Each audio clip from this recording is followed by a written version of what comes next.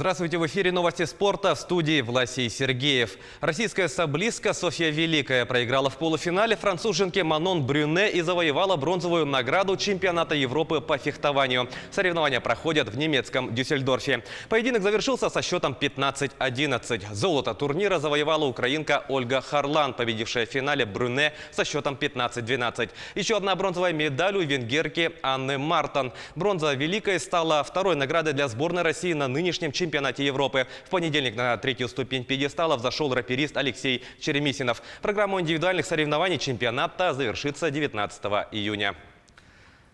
Россиянка Александра Горячкина черными фигурами проиграла представительнице Украины Марии Музычук в партии заключительного 14-го тура турнира претенденток. Соревнования завершились в Казани. Ранее Горячкина досрочно одержала победу в турнире и получила право сыграть за титул с действующей чемпионкой мира китаянкой Цзэнь Вэньцзюань.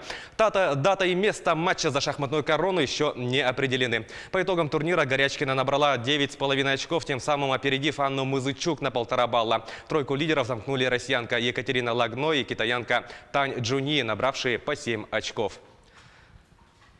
Франческо Тотти покидает пост технического директора футбольного клуба «Рома». Об этом итальянец заявил накануне на пресс-конференции. Напомним, Тотти всю карьеру игрока провел в римском клубе, а после ее завершения вошел в руководство. За время выступлений в клубе он сыграл 785 матчей во всех турнирах, забил 307 мячей и сделал 129 голевых передач. В составе Джаллоросси футболист становился чемпионом Италии. Также на его счету 2 победы в Кубке страны и 2 в Суперкубке Италии. В минувшем сезоне «Рома» заняла 6-е место в чемпионате Италии по футболу и попала в квалификацию Лиги Европы.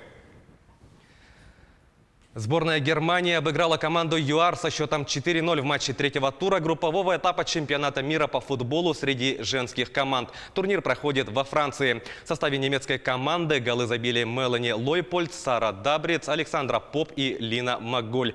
В турнирной таблице группы Б сборная Германии заняла первое место, набрав 9 очков. На второй позиции финишировали испанки, опередившие китаянок по разнице голов. Обе команды имеют в активе по 4 очка. Замкнула таблицу сборная ЮАР, не сумевшая набрать ни одного очка. Составы пар 1/8 финала турнира определятся позднее.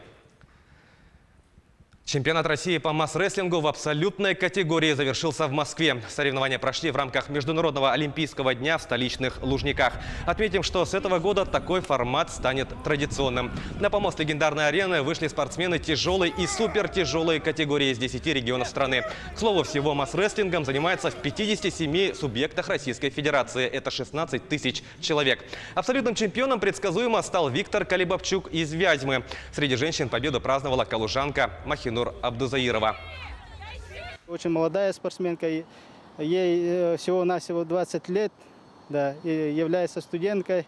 И вес тоже у нее не очень большая, около где-то 85 килограммов котируется, да. И вот выиграла абсолютный чемпионат России, выиграла у женщин, которые весят почти 120 килограммов. Молодежь интересуется масс-рестлингом. Середина августа этого года проводятся первые всероссийские игры среди студентов по неолимпийским видам спорта. И именно масс-рестлинг тоже включен в эту программу, в этих соревнованиях. Стадион школы номер 3 в Ленске планируют ввести к сентябрю. Строительство завершено на 70%. Подрядчик укладывает покрытие футбольного поля. Далее начнутся работы по устройству волейбольной площадки, беговых дорожек, трибун, ямы для прыжков. Окончание работ запланировано на август, а День знаний планируется совместить с открытием спортобъекта. Отметим, что стоимость стадиона оценивается в 22 миллиона рублей. Из них 12,5 миллионов – это средства районного бюджета, а 9,5 миллионов – спонсорская помощь. Это были новости спорта. Всего доброго.